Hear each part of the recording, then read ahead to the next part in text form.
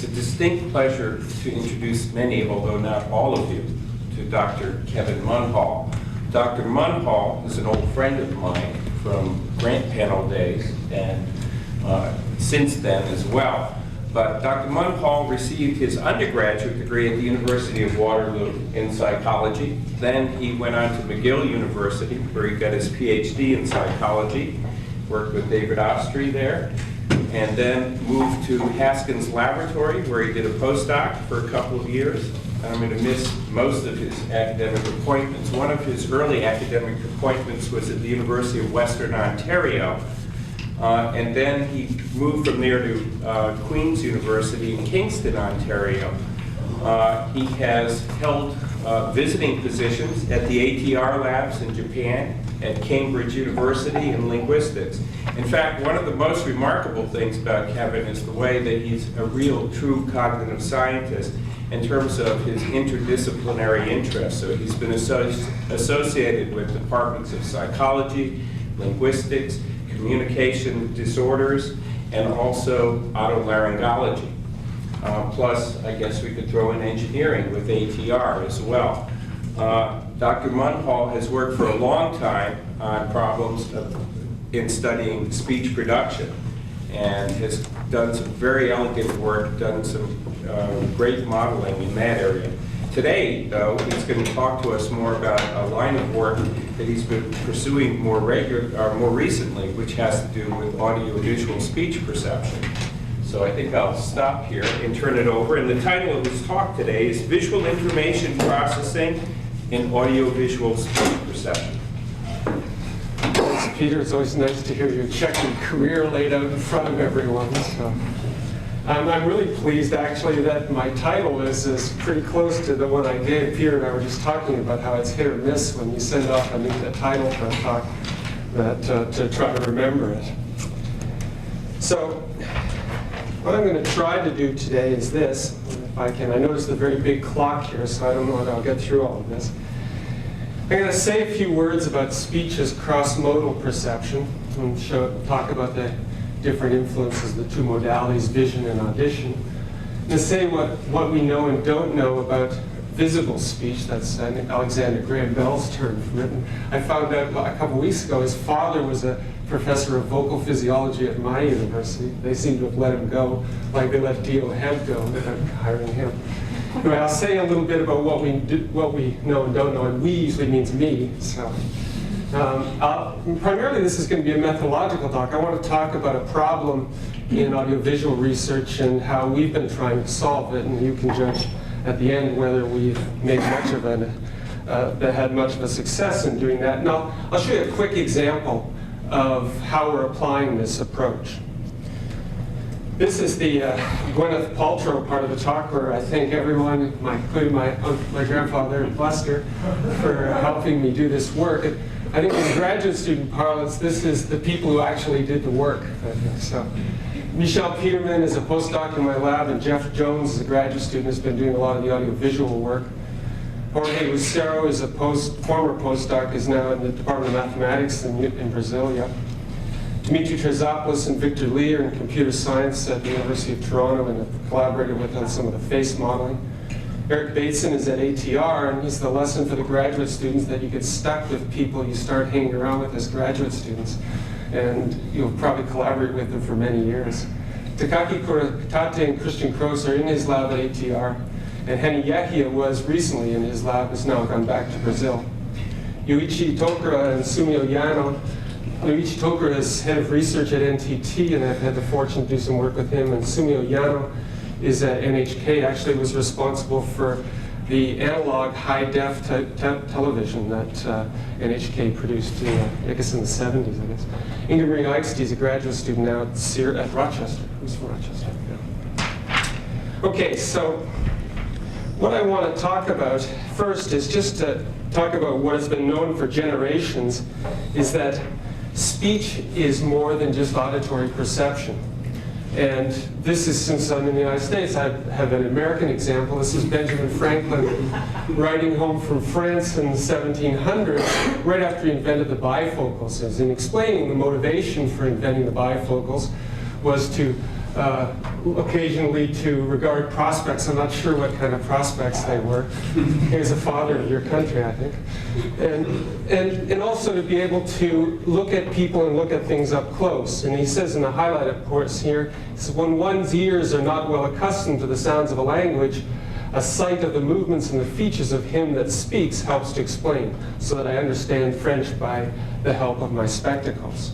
So he's saying that in a noisy communication situation, if you see the face of someone, then you get some increase in intelligibility.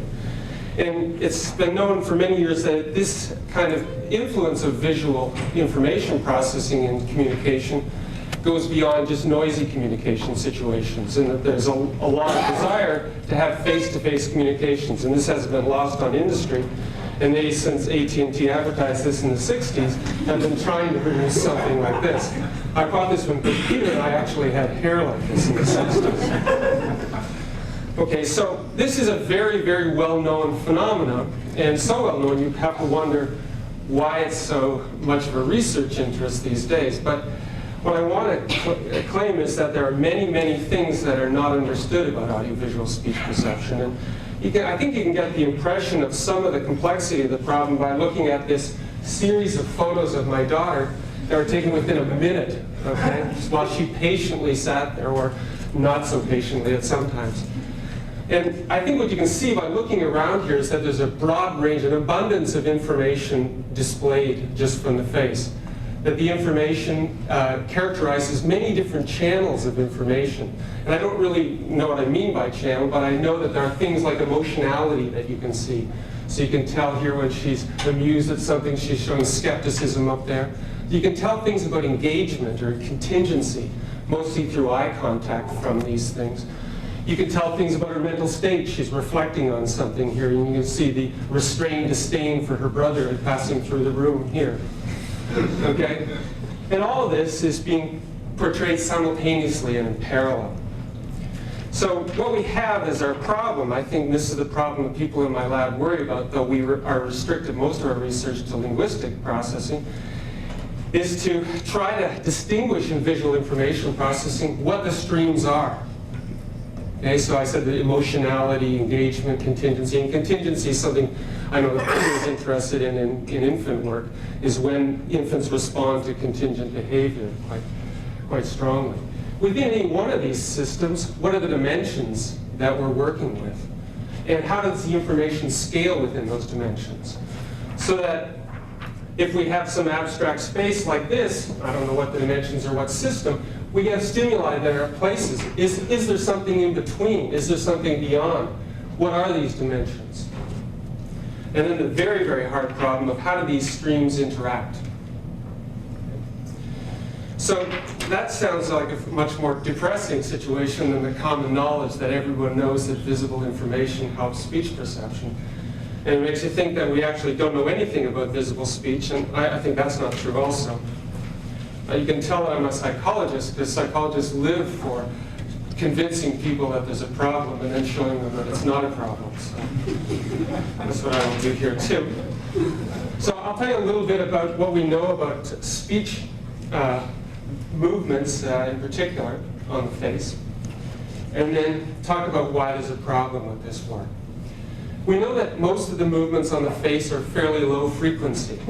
And so if you're doing a decimation kind of study, you're taking video and you're cutting down the frames, then intelligibility starts to drop off and you get below about 20 hertz. Okay? And that's the problem with some QuickTime movies, depending on the speed of your computer, and lots of video communication systems, is the frame rate's too low and you can't get enough information. This matches what we know about speech movements. If you go out and measure movements like I have been doing for the last 20 years or so, you find that the fundamental frequency of speech movements is relatively low. This is from John O'Hala's paper in the 70s. In the gold medal measurement procedure, he measured some 20,000 jaw movements. I think that's right, somewhere in that range. And if you see, this is duration on this axis and frequency on here, you see that maybe the mean of the distribution is about 250, about a quarter of a second syllable rate. And this is a power spectrum from a bunch of facial movements done by Eric Bates and I. Well, you see again that there's not much energy beyond 5 hertz. It drops off quite a bit beyond 5 hertz. We know this information is very spatially distributed.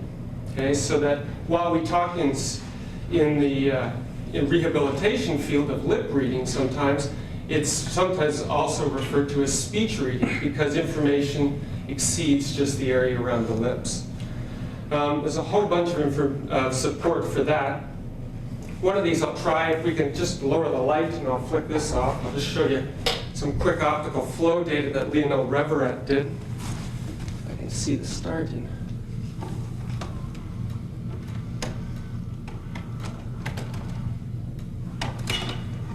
Oh, that's not going to work.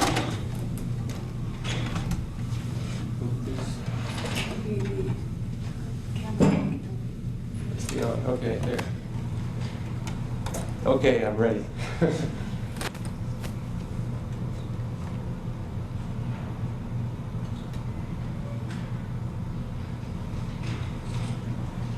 Maybe. Okay. Turn the rest of the lights on. In the front light. Okay. That was the late Christian Benoit. And so these are optical flow done by Reveret, and then a little denser array. And you can see it's this velocity field distributed across the face that people are using when they talk. The length of the line equals. Now this is a case where I outsmarted myself. I threw an audio file on, and you have too smart a projector, and it won't play the audio file with that video. So I'll just stop it here. Okay, I'll come back in a second. Can you turn the light on, please? So, as you see from that video, you get this information distributed across the full face. And we've done a series of experiments where we measure motion on the face with a whole bunch of points around the lips and out here. And one of the evidence is that there's information on this face, and we can correlate this with the acoustics. So in this slide, the red line is, the black line is the speech amplitude waveform, and the red line is the estimated speech amplitude from the facial motions. And so this is all the points up top, and you see it's a pretty good fit. All the facial motions predict the amplitude structure pretty well. Could you just do that from the jaw?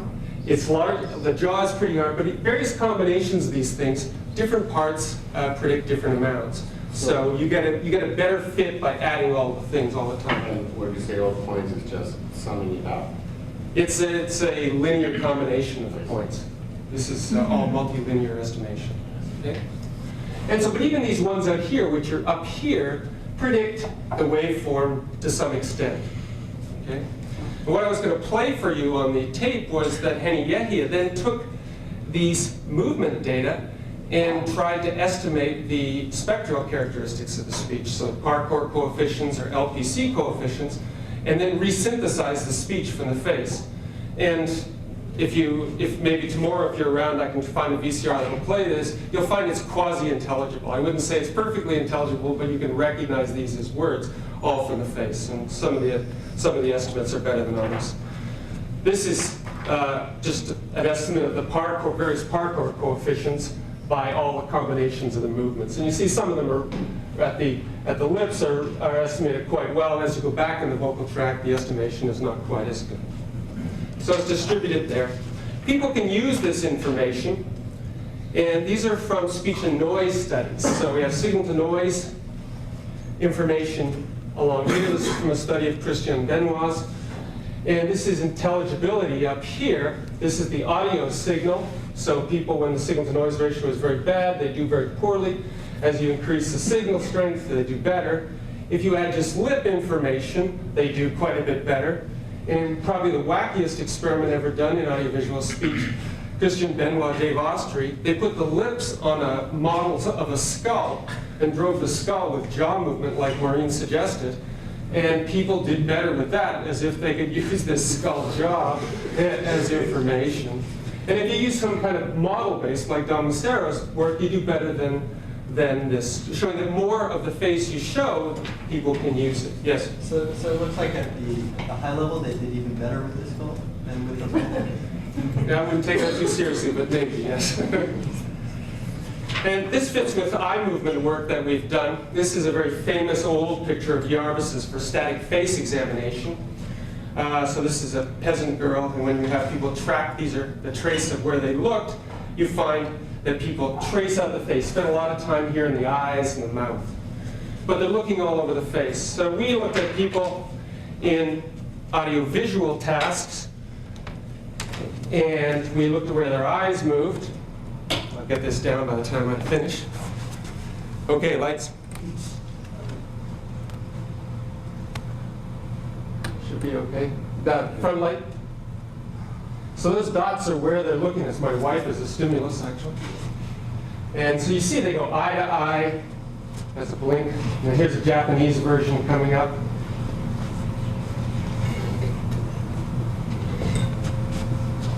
Eye to eye, down to the mouth, back up to the same eye often. So you get this really characteristic pattern that looks like Jarvis's stuff. Okay, can I have the lights on, please? Do you think Yeah. looking at the eyes is actually trying to read something, or more of a communication on I'm listening kind of thing? Well, I think it's both, but these were looking at back-projected stimuli, so I don't think they were caring too much of communicating that. They were MIT students, I think, so I'm not sure. But I think it is both, and I think, though, something I'll show you at the very end, I think one of the ideas we have is that maybe they are using the eye location to help register the head in audiovisual, because people move around when they talk, some people more than others. Okay? So maybe that too. But I think it's obviously for social reasons. But it's part of an automated scan pattern. It doesn't seem to change by noise level, size of the image, or anything like that. And the timing relationship is very, very complicated. These parts of the face move in different phases. They're in a different phase with the acoustics. And so it's not really as straightforward to actually get the parameters. Just a couple words about audiovisual cohesion. So we have a very complex visual stimulus, and it gets put together with the auditory information. And in a way, at least that I don't understand particularly well, it looks like it's kind of a sloppy integration system, one that's not very tightly timed at a very low level. And I base that on that statement just on a couple of pieces of information. If you look at the timing, if this is like a Godzilla movie study, so you have speech and the face is not really moving perfectly in sync. There have been a bunch of these 7 studies done, and we've done some with the McGurk effect. McGurk effect looks like something like this. If your face says one thing, like a ga, and the voice says something else like a ba, they're dubbed onto each other, people often hear something else like a da. And if you haven't heard that, I'll play you one at the end.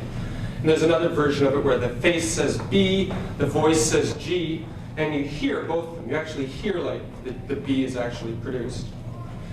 When you use McGurk stimuli and you put them out of phase, like you lag the acoustics by quite a bit, you find that it isn't influenced for a long time. So this is the delay in the acoustics. This is the percentage of Bs. So the lower Bs, the higher the McGurk. Okay, so this is where we're getting it 0. And it's out here 100 milliseconds late before you're even starting to get any influence. And because there's overlap of movement and acoustics, even when you're out really quite late, people aren't hearing the B as intelligibly as when it's audio only. This is, we've done this a couple times, and you get this kind of U-shaped function. You can't go forward as much with the acoustics as you can delay them for some reason. So it's very sloppy temporally, and spatially it doesn't seem to care too much either. There are a bunch of studies where you have the video here and the sound anywhere, and it doesn't influence the McGurk. So here again, this is audio only. People are hearing very high percentage of Bs, and very low percentage of Bs is a speaker location here. And independent of where the location is, 180 degrees around, it's not influencing the amount of Bs. They're putting these things together, still thinking it's a McGurk effect. And so what we view this is that the two modalities are being processed relatively independently to a relatively high level before there's integration. They're not constrained by some of these Gestalt grouping principles that are often spoken of. Now, this is not a complete account of audiovisual speech perception, but even this and the kind of data that I've shown you has a number of significant weaknesses. When we do any of these experiments, it's very difficult to tell the difference between stimuli. What stimuli are going to produce a very big effect and what stimuli aren't. And in fact, in many of our studies, the between-talker differences as stimuli are as big or bigger than any of our manipulated variables. And there are lots of token differences. We can get a token, for example, with the McGurk effect, that produces a very strong effect. And then one that looks very similar that doesn't produce an effect at all. We're not really sure what this is. We know it has something to do with the goodness of the visual categories, but we don't know how to specify that. There's a lot of work that's been done on goodness of auditory categories, but goodness of visual categories is less well specified. We don't know how the visual system, you saw that optical flow, we don't know how that binds all that information together, and then how it binds it acoustically as well. And this is related to this. Different subjects seem to weight the visual and auditory information differentially, and we don't really understand what precipitates that. All of this is influenced by, all these problems are influenced by our lack of stimulus control. The standard audiovisual experiment, a lot of ours too, is I go and I grab Peter and I bring him in front of a video camera and I say, "You're my talker," and I video him. And I have very little idea of what is the source of the visual information that's being conveyed to the talker. Sometimes we do acoustic analysis, but the visual information is less well specified. So there are two options for us, and I'll talk mostly about the second one here. We need to make detailed measures. It's useful to use video stimuli because they're natural stimuli, and so that's a plus, but we need to make detailed measures of those stimuli, visual stimuli. Yes? I had a question about the variability on your previous slide. You said Yes. that there's a lot of variability between talkers and tokens. So is it just meaning is it just all over the place, or is it that some talkers produce a distinctly more stronger McGurk effect than others? That's certainly true. Meaning consistently, then it's not like some of their tokens are higher or. Well, some of their tokens can be higher and lower, but there's clearly a big talker difference. And probably some of that is what Anatole Feldman always says his grandmother knew. It's sometimes it's magnitude of facial motions or visibility of facial motions. It's So not if too. my two axes were token and talker, it's not like they're scattered all over. It's just that some talkers are nice. Some talkers are produce much stronger effects, but there's still variability within a talker based on things like stress assignment, based on things like rate of speech and things like that. McGurk effect varies the functions. So we do make a bunch of detailed measurements, as Peter said. We've been spending a lot of our work doing speech physiology. And this is Takaki Kuritate, and his face is covered with sensors. These are OptiTrack infrared emitting diodes. So we glue these on. We actually use toupee tape, the kind of tape you stick a toupee on, double-sided tape. Put these on. And we get really accurate 3D motion from our talkers doing this. You can probably see the obvious problem here is we're not going to be able to then use these for speech reading studies unless we want to have speech reading in kind of the robotic kind. What kind of image pros you take out the sensors? Well, we could do that, but we have other solutions. So we're pursuing two kinds of solutions. The optical flow analysis or various other kinds of direct video analysis is attractive to us. We could do these and take these out and then try to max texture. Could be done. Could be done. The other problem with this, even if we solve that, is it's only an incomplete solution. So let's say we have three stimuli made by a given talker. This is movement axis, amplitude on this axis, movement duration, which is a rate measure, and velocity is always confounded with this. We have a very small movement here, and let's say by chance it was the same duration, but a very large movement here, and then one down here that differed in duration and amplitude. We have three stimuli in this space. It's not exactly a very tight experiment, so we need something to work out the matrix. Okay? And so what we need to do then is kind of synthesize stimuli that will allow us to interpolate between these key points, these recorded images, and maybe sometimes even go beyond them. And we can look at then how information is scaled, at least in a phonetic way, and look at how the parameter values are interacting across whatever variables we're allowed to scale. So we've been working on 3 kinds of animation. I'll probably talk mostly about these last 2. The first one is Takaki Kurotate's been working on, and we call this a kinematic-based animation. And this is just a mesh that he actually overlays with a texture map, so it looks more realistic. And he does a series of static posture, does principal components analysis on those static postures, and then drives them with recorded OptiTrack data along those principal components. And that works pretty well to some extent, and I'll show you an example of that. But we have some problems with it, particularly about tissue folding and naturalness around the mouth. We have a physiological approach, which we've been working on in my lab, and which is descended from Dimitri Terzopoulos' group. And this works something like this. We take a mesh, and we have a bunch of modeled muscles. These are the lines of actions of a bunch of these muscles. We build in characteristics in this mesh. It's a multi-leveled mesh. And so these springs have the points here have mass that approximate the value of the tissue that they're approximating. The springs are programmable with strain stress values approximating skin values and the different layers of skin.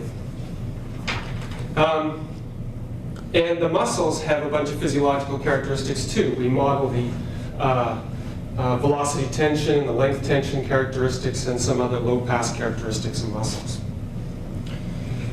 And we take these and we adapt them using cyberware scan, same as the kinematic model.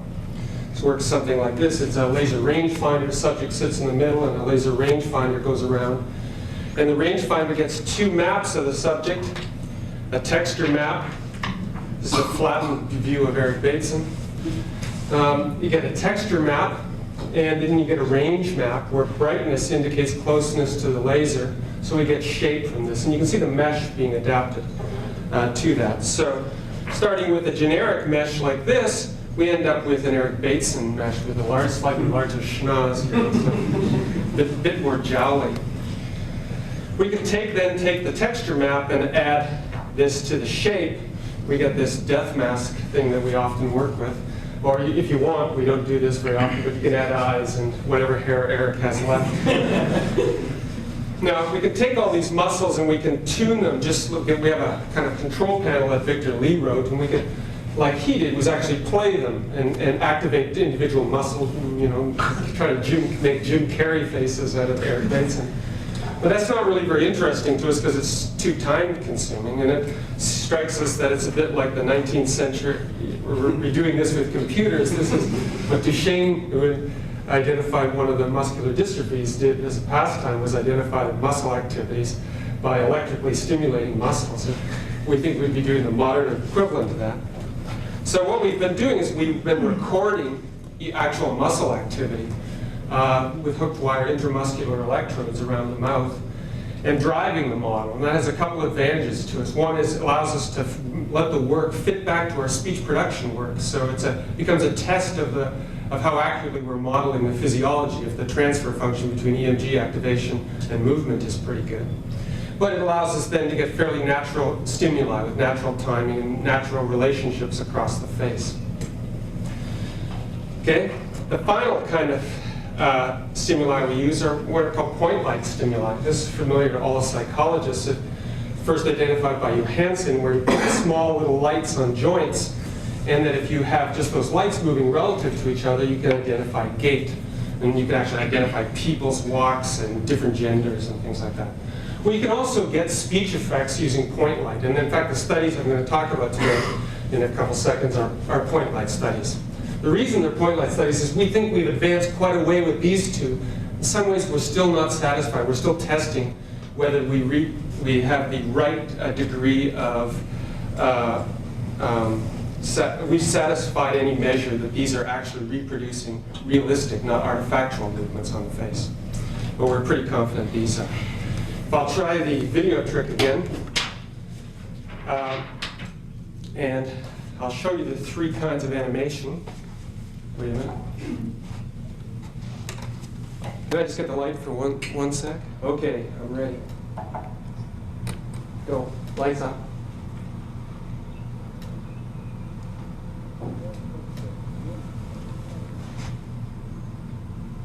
This is Kurtati. I don't know why the sound's so low.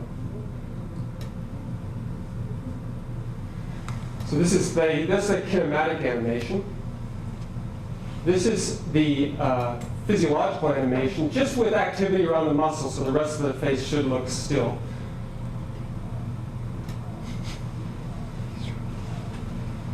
He had his teeth gritted, so there was no jaw movement. We're just trying to look at these orbicularis and zygomatic major muscles.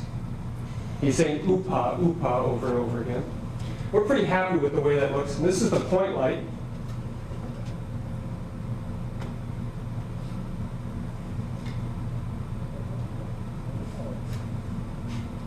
The same thing, Upa Upa. No, he was saying, so, sorry, can you turn up the lights for just 1 sec?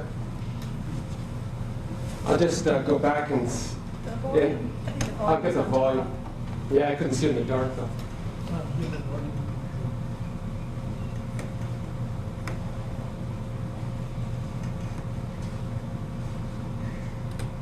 Okay, that's sound now. Okay.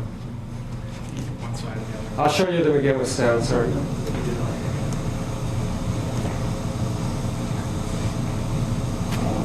Upa, upa, upa, upa. Upa, upa, upa, upa. Upa, upa, upa, upa. 物をやってみると、中から男の子が出てきました。男の子は信太郎と名付けられました。Okay, thanks. Can you turn the light on, please?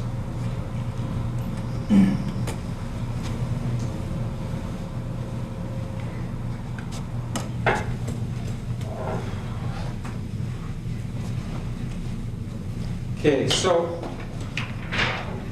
what we've decided to do then with this stimuli is try to use it in a series of experiments where we can start to manipulate things and try to understand how parts of this audiovisual speech get put together and how parts of this audiovisual speech interact.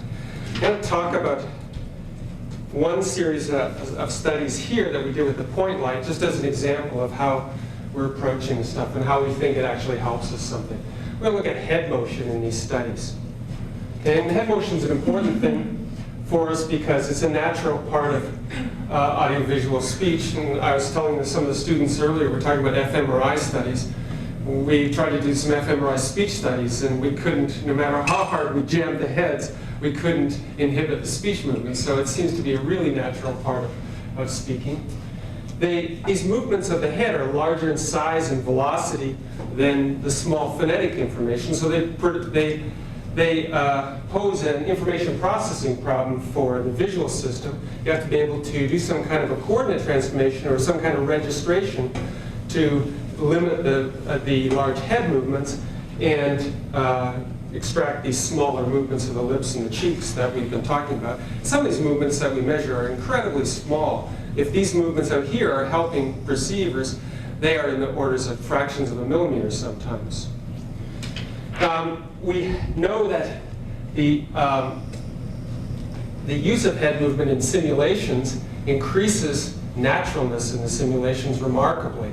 I'm going to show you, back to the video, drive the cameraman crazy. I'm going to show you Kuratati's kinematic animation with a registered head still in the frame, and then the same actual animation with head motions. And you'll see why we're not so happy sometimes with the kinematic stuff. It's very stiff when you actually hold the head rigid. But you wouldn't notice that when the full head's moving. Okay, maybe I'll just try that now.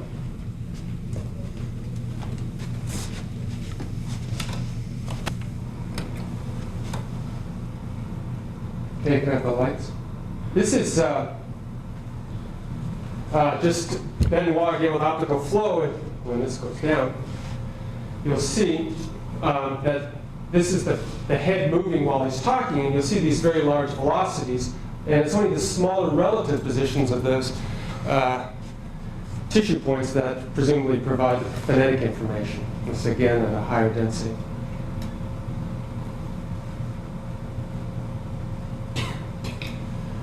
Next should be Kurotate's animation.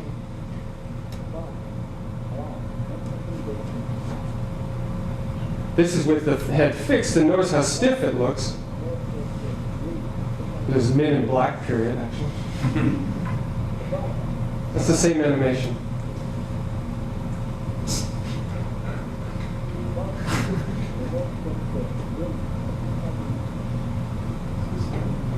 Okay. Can I have the lights up, please?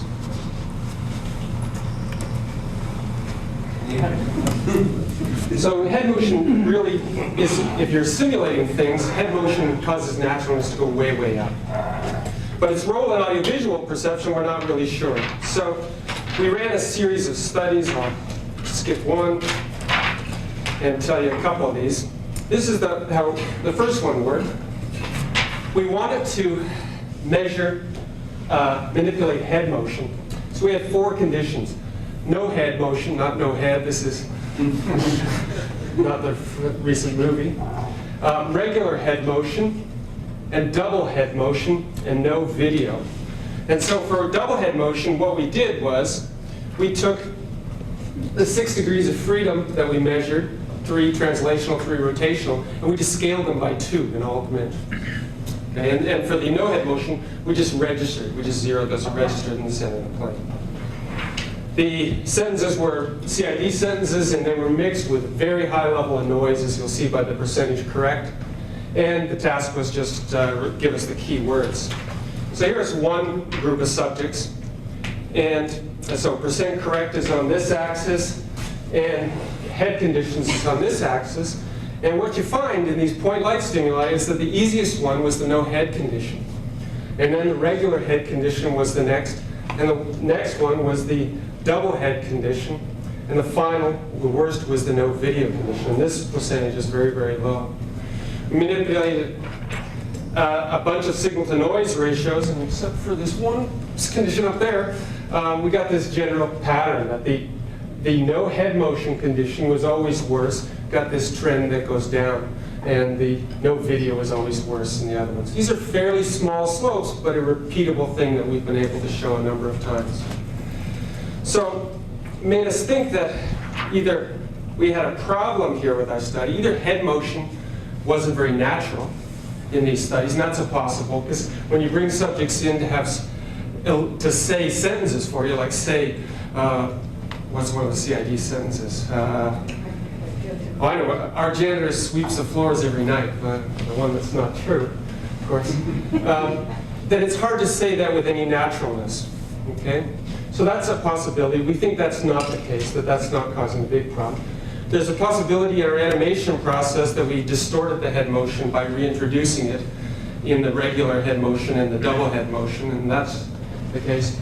Or it could be that segmental processes are only enhanced by these face motions, and that the head motion is something else. So like I said at the start, the head motions contain some other channel or some other part of speech production, but not the actual sounds, which is the CID sentence is largely focusing on. And you see how the hands affect, How the hands? affect this whole process. With conduction, projection, How the hands and the head. affect? This, perception. Well, I haven't done the hands. I know David McNeil at Chicago has done a great deal of work on linguistic analysis of hand movements, and it's clear that they correspond to syntactic junctures, at least in the timing. It was in one phrase unit, you'll find one beat gesture per phrase unit, so they correlate with it. We ran a second study, which actually tried to rule out the fact that we just artifactually put something into these things. So we gave people a different task. We low-pass filtered the acoustics, and we gave them the same visual conditions, the no head, regular head, double head, and no video. And the task was to tell us what kind of sentence this was. So this was a prosodic task. They're supposed to tell us if this was a question, a statement, or an imperative. And the imperative's a little bit of a tough one. What we found was something different. At least one condition was different. We found that the best for this was regular head motion. The natural head motion performance was best on this task. The no head motion and the no video were about the same. Double head motion was slightly in between. So our idea is that the head motion, like the hand motion maybe, is portraying something at a larger temporal scale, and that sometimes it can cause interference in visual processing. If the head motion is in phase with some of the phonetic information, then it produces a common fate kind of thing that's hard for the visual system to disambiguate. Going along with this prosodic idea, we've done correlations of the visual and the acoustics. So we correlate F0 with a multilinear correlation for these 6 degrees of freedom. So this is the F0 contour on the very top, and these are the time histories of each of the 6 degrees of freedom. And if you do a multilinear combination, you find that the correlations are very, very high for sentences, 8.8, 8.9 and higher for the stimuli that we used. So the information was there, and it looks like people were using it. I think I have a video clip of that.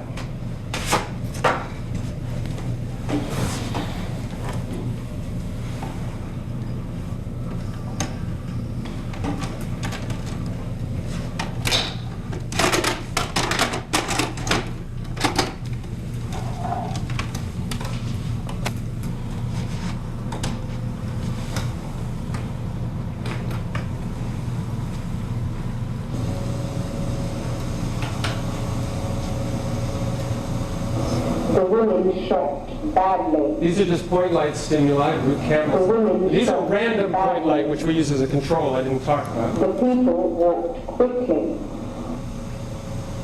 The people walked quickly. So we just randomize those, and they turn out to not provide any information. This is Our janitor sweeps the floors every night. audio only, Our janitor sweeps the floors no head every night. motion, Our janitor sweeps the floors regular every head night. motion. Seems to be a video problem. Our janitor Double head sweeps the motion. floors every night. Why should I get up so early in the morning? No video. The little gray thing. I think we're just having a video problem. It's we're just having, I don't know. Why should I get up so early in There's the showing to morning? be one series of dots. They Why should I double get up head so early in the morning? Okay. I think that's it. Sure, I'll be gone in a few minutes. Oh, this is one thing we're running White now. shoes are awful to keep clean. Okay, can I have the lights? So we're running stuff with the animation where we just have head motion. There's kind of a strange kind of condition where the sentence is spoken, and it's a little strange, but it gets around one of our concerns.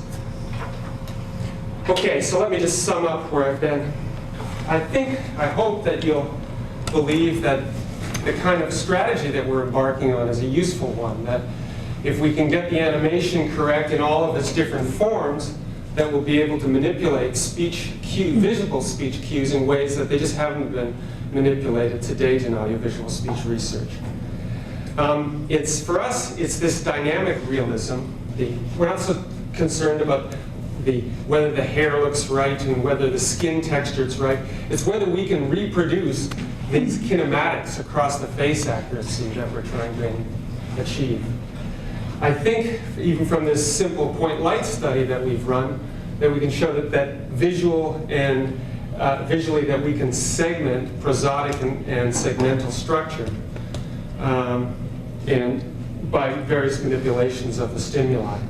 However, my concern still remains with this, which is why we're starting this kind of strange head-only study, is that the point light stimuli are odd stimuli. They have obviously no texture information, and in answer to your question about the eye movements, what's the purpose of them? There's no rigid place on the head for tracking, and the head motion could differentially disadvantage point light a lot more than other things because they don't have, like the eyes, to focus on to cause for it to be used in registration. Thanks. I'll be happy to entertain any questions. And if you haven't seen the McGurk effect, I'll show those in a second. Questions? Maybe I'll just show the McGurk effect. Show the McGurk effect. Sure.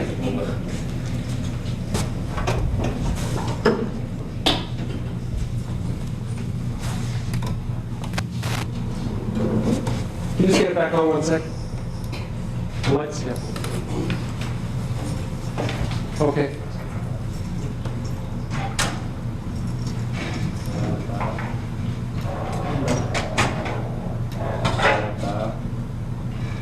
Can you turn the light on for a second?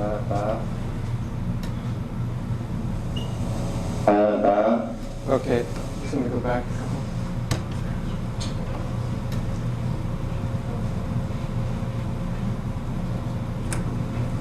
Okay, turn the lights down. So this guy is, whoa. He's saying aga, and his voice is saying abba.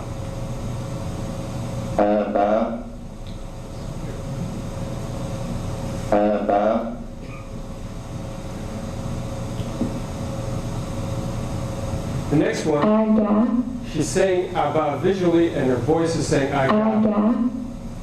You should hear abga.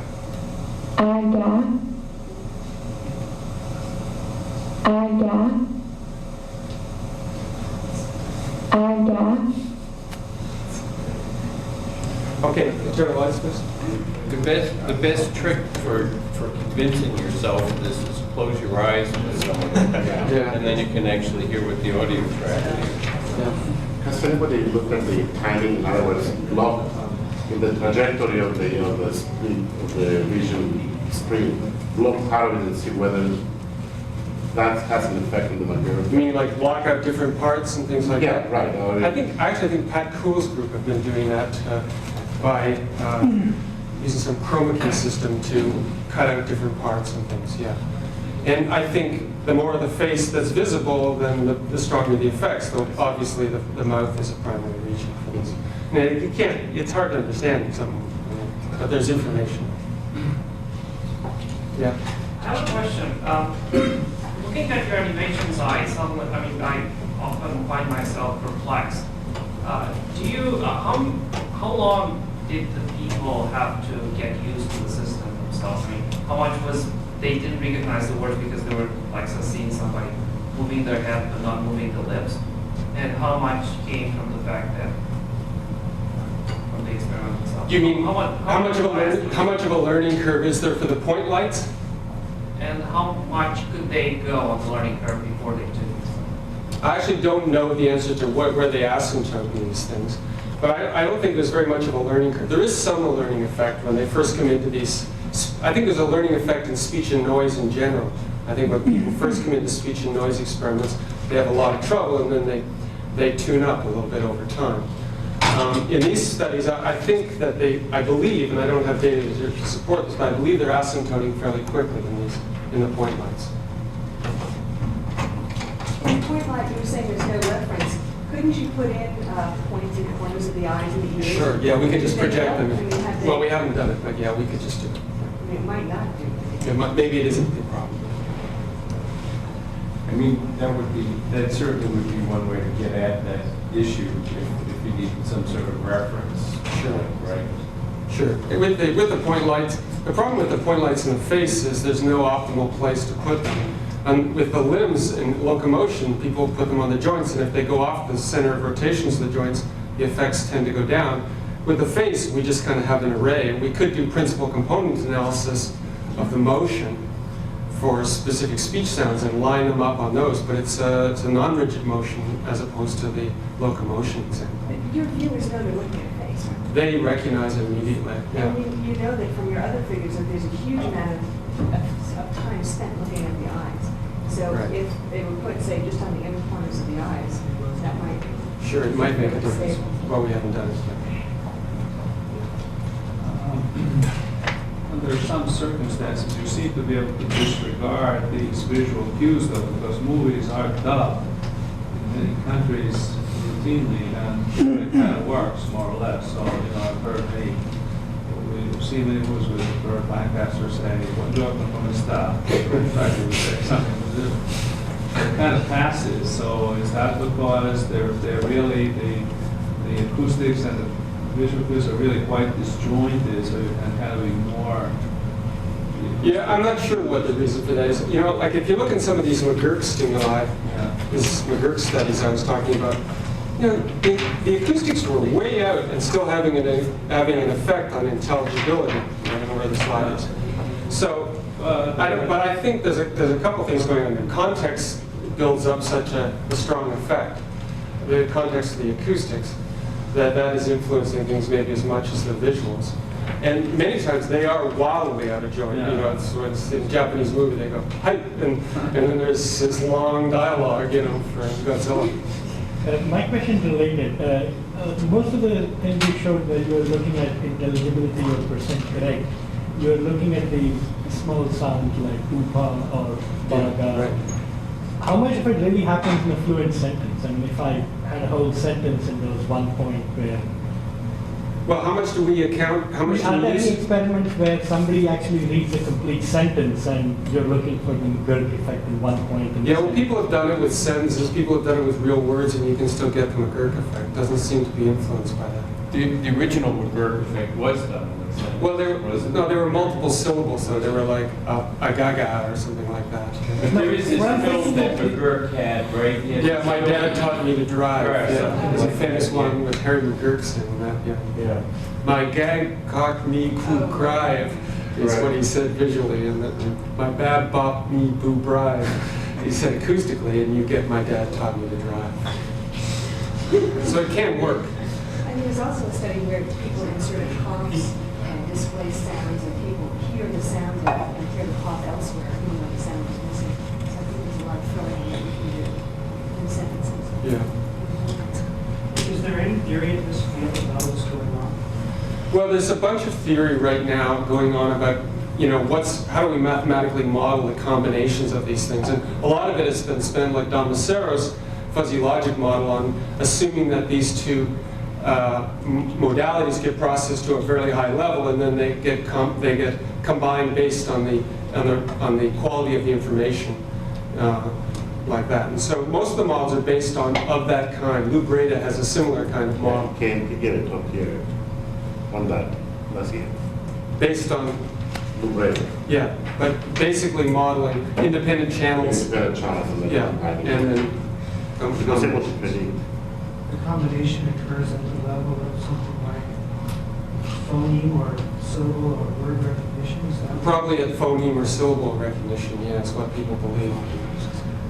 And they believe that based on some of these findings that this system doesn't seem to be sensitive to really physical variables like Gestalt kind of variables, like location, timing. And that suggests that it's not being combined quite well. But what would Carol say? Well, I don't know what she'd say. Carol Fowler would say that they're perceiving gestures, and that's it. So, but that wouldn't that have to be a lower level combination? Well, I don't know. I think she could say that the two modalities perceive gestures independently, and then they're combined in some weighted way after that. I don't know if that would. I don't think she'd be bothered by that it was late, as long as that the processing was to a gestural level. Okay, one other question. You mentioned the connection between the prosodic structure of the utterance, maybe you just said three-way classification of question, statement, Yeah. imperative, and head movement. Can you say more about it? What do people do? And what is it about head movement that tells you? Well, it correlates with F0, and so as the motions of the head are highly correlated with F0. And within the face too, I think there's work by a Swedish group that eyebrow movement is correlated with F0. And you can try this in the mirror at home, but to try to raise your eyebrows and lower your voice or something, I think it's hard. Quick, try that by yourself. You know, the sign language people, right? So I remember Judy Riley had some data about this too, that prosody for signers is sometimes characterized by eyebrow movement. Sure, there is a whole body of work going on now looking at face movements and sign, because the facial movements are, as Peter says, convey syntactic structure in complex ways. Eyebrows being one of the majors. But mouth movements too, that looks like they're articulating things, but they're actually making syntactic information.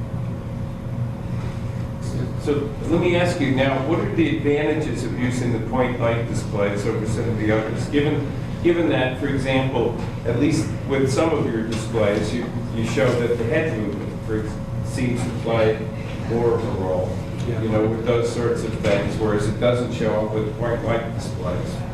Well, we know that the point light is actually accurately portraying that 3D structure of at least those tissue points.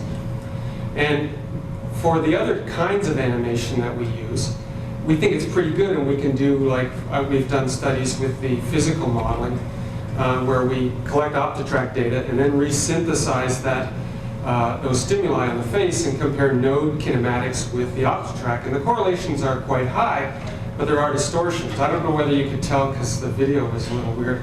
But in the UPA case, one of the things we didn't have when we made that video was we hadn't put any friction in the lips. We had compressibility, but no friction. So when the lips made contact, they kind of went like this. And so there are little distortions, and I don't know, they just make us nervous. And so we think, oh, well, let's just delay running that full body of studies until we get that fixed.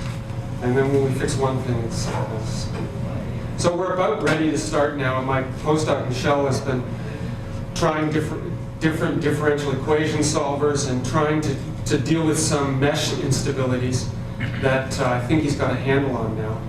And I think we're just about ready to start a series with the physiological model. The problem with it is it's difficult to generate stimuli. Not every one of your friends wants to have a bunch of needles stuck into your face. So, you know, we need some kind of inversion to go directly from kinematics. The kinematics model is great because we can stick OptiTrack markers on people, and they're fairly user-friendly, and drive that model. The physiological model really is driven with muscle activity, so we need a kinematic to muscle activity inversion. And Henny Yehi has done some work on that already, so that may be helpful. So at the moment we have to run a needle study. If you're ever at ATR or up at Queens, please stop by. Thanks, Gary.